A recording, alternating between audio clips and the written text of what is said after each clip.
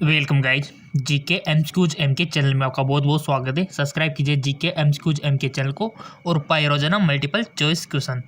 सो guys, आज का हमारा टॉपिक है किरण प्रकाशिकी एवं प्रकाशिकी यंत्र, ray optics and optical instrument. So guys, बहुत ही इंपॉर्टेंट चैप्टर है आपका। ऑप्टिक्स से क्वेश्चन बनते हैं। सो इसके क्वेश्चन बहुत ज़्यादा है, बहुत ही ज़्यादा तादाद में हमने आपके लिए बनाया है। तो इसको पार्ट फर्स्ट और सेकंड में हम कर लेंगे, ठीक है। ये हमारा पार्ट फर्स्ट रहेगा। तो चलिए शुरू करते हैं। प्रकाश तंतु संचार किस घटना पर आधारित है? संपूर्ण आंतरिक परावर्तन, प्रकीर्णन, विवर्तन या फिर अपवर्तन। गाइज, आपने देखा होगा हमारी प्रकृति में प्रकीर्णन, विवर्तन, अपवर्तन के कारण काफ़ी सारी घटनाएं होती है। पूर्ण आंतरिक परावर्तन हो गया, ठीक है ना। काफ़ी सारी घटनाएं होती है, जैसे कि इंद्रधनुष का बनना हो गया, है ना। जैसे कि आपने देखा होगा कि गर्मियों के दिनों में सड़कों पे पानी जैसा दिखाई देता है दूर से, ठीक है, जिसे मृग तृष्णा बोला जाता है। ये भी इन्हीं का ये है परिणाम। आपने देखा होगा कि अगर किसी बर्तन में पानी भरा हुआ है और इसमें अगर कोई पेंसिल है तो मुड़ी हुई दिखना, ठीक है। ये सब प्रकीर्णन हो गया, विवर्तन हो गया, अपवर्तन हो गया। आकाश का नीला दिखाई देना, काफ़ी सारी घटनाएं गाइज जो कि प्रकीर्णन हो गया, विवर्तन हो गया, अपवर्तन हो गया, इन्हीं का ही परिणाम है। सो गाइज, इन्हीं कुछ घटनाओं से प्रकाशिक तंतु संचार किस घटना पर आधारित है आपसे पूछा गया है, तो आपको बताना है। आई होप आपने टिक लगा दिया होगा। किसने तो आंतरिक परावर्तन पे लगाया होगा, किसने प्रकीर्णन पे, किसने विवर्तन पे, किसने अपवर्तन पे। सो सिंपल गाइज, आपका राइट ऑप्शन हो जाएगा, यानी कि संपूर्ण आंतरिक परावर्तन के कारण होता है प्रकाशिक तंतु, ठीक है। अगला है आपका, एक वस्तु के 3 प्रतिबिंब प्राप्त करने के लिए 2 समतल दर्पण को कोण झुकाकर रखना होता है। कितने कोण पर झुकना होना चाहिए? 60, 19, 120 या फिर 30। एक वस्तु के 3 प्रतिबिंब प्राप्त करने के लिए 2 दर्पण को किस कोण पर झुका होना चाहिए? बहुत ही अच्छा क्वेश्चन है और इसका फॉर्मूला के थ्रू आप निकाल सकते हो कि कितने प्रतिबिंब बनेंगे। यहाँ पर 3 पूछा है, निकालना तो आता है ना सबको, कि कोई भी 2 दर्पण अगर किस कोण पे झुके हुए तो कितना प्रतिबिंब बनेगा, इसके बीच में कोई रखा है। तो इसका फॉर्मूला होता है, अगर आपको पता नहीं है तो कमेंट कर सकते हो। वैसे बेसिकली पता होगा, 9th में भी है पढ़े, ठीक है। 9th में पढ़ लिया होगा सबने। सो गाइज, इसका राइट ऑप्शन हो जाएगा, बेसिकली इसका राइट ऑप्शन हो जाएगा 19 डिग्री।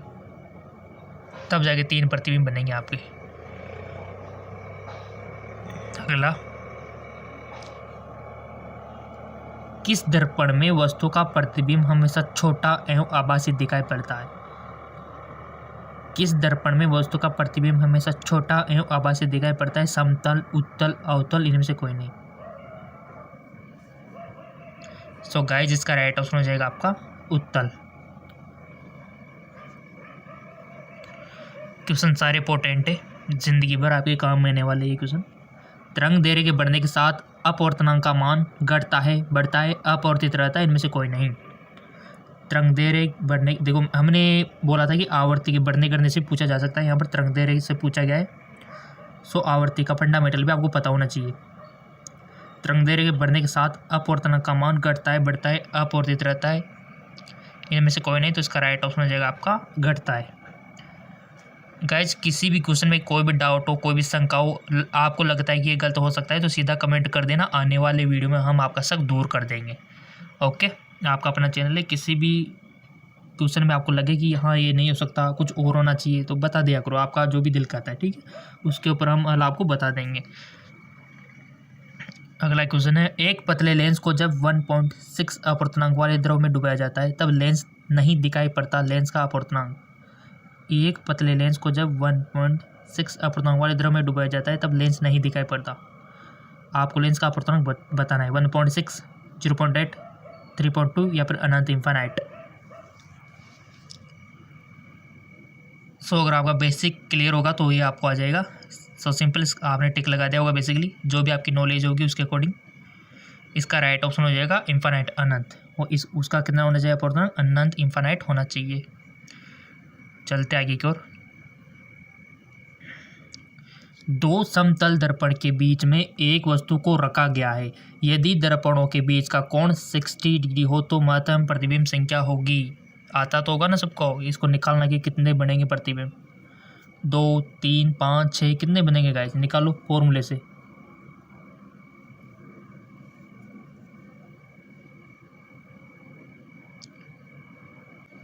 अगर इसका फॉर्मूला आपको पता नहीं कि कैसे निकालते हैं तो कमेंट कर देना।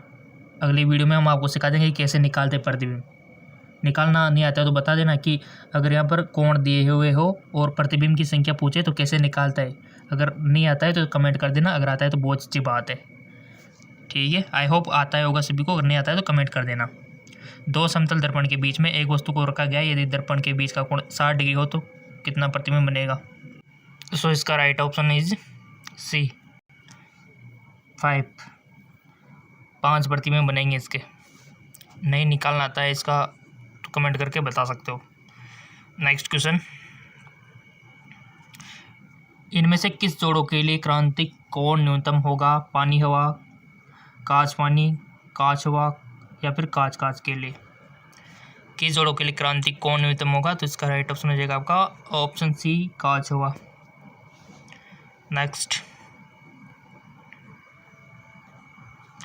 प्रकाश हवा से कांच में प्रवेश करती है, इसका तरंगदैर्घ्य क्या पैकेट पड़ता है। तरंगदैर्घ्य हवा एयर हो गई, इधर मीडियम हो गया एयर, ये आपका एयर है और ये आपका कांच है, कांच में एंट्री कर रहा है, तो इसके तरंगदैर्घ्य पर क्या इफेक्ट पड़ेगा लाइट के।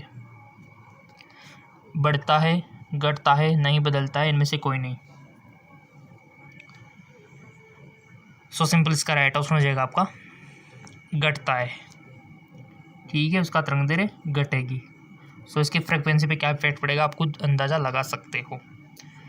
नेक्स्ट, न्यूमेरिकली रफ फेज की रिक्वायरमेंट हो सकती है -1.5D एवं +2.5D समता के दो लेंस संपर्क में रखे गए हैं। इस संयोजन की फोकस दूरी होगी 1 मीटर, 5 मीटर, 10 मीटर या फिर 20 मीटर। 1.5 डायोप्टर एवं 2.5D समता के दो लेंस संपर्क में रखे जाते हैं। इस संयोजन की फोकस दूरी कितनी होगी। रफ फेज आप कर सकते हो, न्यूमेरिकल है और बहुत ही इम्पोर्टेंट है, बहुत ईजी है। सो गाइज, आपने अवश्य किया होगा रफ पेज बेस का सॉल्यूशन। अगर फिर भी समझ में नहीं आता है तो सीधा कमेंट किया करो। लेट मी चेक, इसका राइट ऑप्शन हो जाएगा आपका 1 मीटर। ओके, नेक्स्ट, एक खगोलीय दूरबीन की लंबाई 16 सेंटीमीटर है, इसकी आवर्धन क्षमता 3 है, लेंसों की फोकस दूरी होगी 4 सेंटीमीटर या फिर 12 सेंटीमीटर या फिर 4 सेंटीमीटर या फिर 8 सेंटीमीटर या फिर 4 सेंटीमीटर या फिर 2 सेंटीमीटर या फिर 8 सेंटीमीटर या फिर 4 सेंटीमीटर। एक खगोलीय दूरबीन की लंबाई 60 सेंटीमीटर है, तो इसकी आवर्धन क्षमता 3 है, तो लेंस की फोकस दूरी आपसे पूछी गई है, न्यूमेरिकल है, 12 तो आपने अच्छे से पढ़ा होगा तो आपको वैसे आ जाएगा। अगर फिर भी समझ में नहीं आता है तो कमेंट करके बता दियो जी। ठीक है,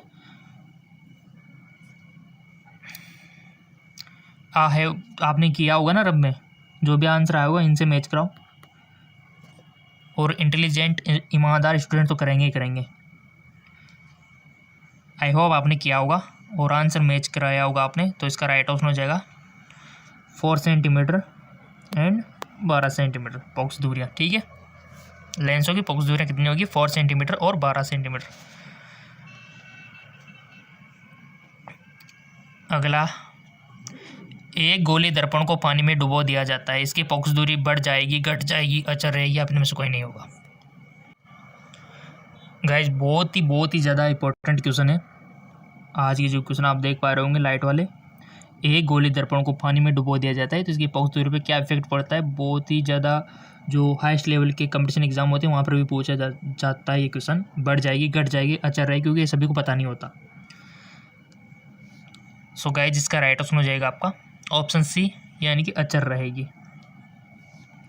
अगला क्वेश्चन देखो, किसी भी क्वेश्चन में आपको कोई भी शिकायत हो तो सीधा कमेंट करना। ठीक है, आपको किसी भी क्वेश्चन में कोई शिकायत हो, और वैसे हमने आपको पता है कि आपने हमको फेसबुक इंस्टाग्राम पे तो फॉलो कर ही रखा है, नहीं कर रखा है तो नीचे लिंक दिया हुआ है, वहाँ पर भी आप कुछ क्वेश्चन पूछ सकते हो, कुछ ज़रूरी बातें कर सकते हो हमारे फेसबुक इंस्टाग्राम पे। ठीक है, वहाँ पर भी फॉलो करके रखिए ताकि वहाँ पर जो भी लेटेस्ट पोस्ट हो और PDF लिंक वहाँ पर आपको मिल जाएगा। ठीक है, फिजिक्स के नोट्स के और केमिस्ट्री के नोट्स के। अगला क्वेश्चन है, एक प्रकाश किरण कांच अपूर्णांक माइनस अपूर्णांक 5/3 से पानी में अपूर्णांक 4/3 में जा रही है, क्रांतिक कोण होगा, क्रिटिकल एंगल। सो सिंपल इसका राइट ऑप्शन हो जाएगा आपका ऑप्शन सेकंड। क्वेश्चन तो आपको मिलते रहेंगे रोजाना, और ये क्वेश्चन हर कंपटीशन एग्जाम में काम आएंगे आपके, क्योंकि साइंस हर जगह पूछी जाती है। किस रंग का तरंगदैर्घ्य सबसे कम होता है? लाल, पीला, नीला, बैंगनी। बताओ इंटेलिजेंट स्टूडेंट, किस रंग का तरंगदैर्घ्य सबसे कम होता है? सो सिंपल, चूज कर लिया होगा आपने वन ऑप्शन। इसका राइट ऑप्शन हो जाएगा आपका बैंगनी। नेक्स्ट, कांच के लिए किस रंग का अपूर्णांक अधिक होता है? लाल, पीला, नीला, बैंगनी। कांच के लिए सो इसका राइट ऑप्शन हो जाएगा आपका ऑप्शन डी, बैंगनी। ठीक है, अगला क्वेश्चन। क्वेश्चन में कोई कमी नहीं, क्वेश्चन तो हम आपको प्रोवाइड करवाते रहेंगे। किस रंग का तरंगदैर्घ्य सबसे अधिक होता है? लाल, पीला, नीला, बैंगनी। किस रंग का तरंगदैर्घ्य, आवर्ती की भी ध्यान रखना थोड़ी। सो सिंपल, लाल की। ठीक है, आप आवर्ती में ऑपोजिट हो जाएगा मामला। यो अपूर्णांक वाले पतले प्रिज्म का न्यूनतम विचलन कोण होता है। क्वेश्चन में कोई भी कमी नहीं आएंगी। क्वेश्चन तो आपको हमारा एक और चैनल है जिसका नाम है जेके लॉन जॉब, यहाँ पर हिंदी और इंग्लिश में दोनों में आपको फिजिक्स, केमिस्ट्री, बायोलॉजी क्वेश्चन मिलेंगे। तो इसका लिंक नीचे दिया हुआ डिस्क्रिप्शन में, जाके फॉलो कर लेना, ताकि आपको दोनों चैनलों से दुगना पोर्शन मिल सके और आप आगे निकल सको, क्योंकि कंपटीशन बहुत ज़्यादा हो गया है। अगर आप थोड़ी सी भी डिले रह गए या फिर वीक रह गए तो आपसे आगे कोई ना कोई निकल जाएगा। ठीक है, तो जितना जल्दी हो सके हम दोनों चैनलों के माध्यम से आपको फिजिक्स, केमिस्ट्री, बायोलॉजी के क्वेश्चन प्रोवाइड कराते रहेंगे। आई होप आपने इसका चूज कर लिया होगा। प्रिज्म का न्यूनतम विचलन कोण कितना होगा? सो सिंपल इसका राइट ऑप्शन होगा बी वाला। ठीक है, U-1 A। नेक्स्ट, प्रिज्म से होकर गुजरने वाले श्वेत प्रकाश का न्यूनतम विचलन अवयव होगा। प्रिज्म से होकर गुजरने वाले श्वेत प्रकाश का न्यूनतम विचलन अवयव होगा लाल, बैंगनी, हरा, नीला। सिंपल, इसका राइट ऑप्शन हो जाएगा लाल। अगला क्वेश्चन, एक उत्तल लेंस अपवर्तनांक 1.5 को पानी अपवर्तनांक 1.33 में डुबाया जाता है तो उसका सामर्थ्य बढ़ जाता है, घट जाता है, अपवर्तित रहता है, होता है, इनमें से कोई नहीं। सो इसका राइट ऑप्शन हो जाएगा आपका बी, घट जाता है। ठीक है, अगला क्वेश्चन, तरंगदैर्घ्य का मान बढ़ने से अपवर्तनांक का मान बढ़ता है, घटता है, अपवर्तित रहता है, इनमें से कोई नहीं। तरंगदैर्घ्य का मान बढ़ने से अपवर्तनांक का मान, सो आपने भी चूज कर लिया होगा। Let me check, option B, यानी कि घटता है। तरंगदैर्घ्य का मान बढ़ने से अपवर्तनांक का मान घटता है। अगला क्वेश्चन है न्यूमेरिकल है थोड़ा सा। 2 डायोप्टर और -3.5 डायोप्टर के लेंस संपर्क में तो संयोजन क्षमता हो कितनी होगी?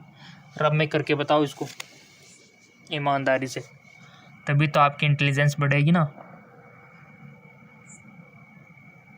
आई होप आपने रब में वीडियो को पॉज करके रब में किया होगा, और करने के बाद यहाँ पर जो आंसर है इनसे मैच करवाया होगा कि सही है कि नहीं है। बट कौन सा आंसर सही है हम आपको बता दें। लेट मी चेक, इसका राइट ऑप्शन हो जाएगा -1.5 D, option B. Next question सारे इंपॉर्टेंट है गाइज।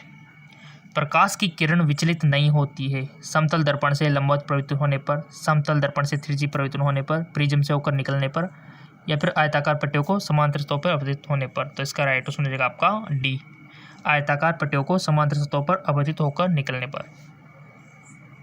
क्वेश्चन सारे इंपॉर्टेंट है गाइज। लेंस की शक्ति का मात्रक है लैम्डा, कैंडला, डायोप्टर या फिर वाट। लेंस की शक्ति को किस में मेजरमेंट करते हैं? उसका मात्रक है गाइज डायोप्टर।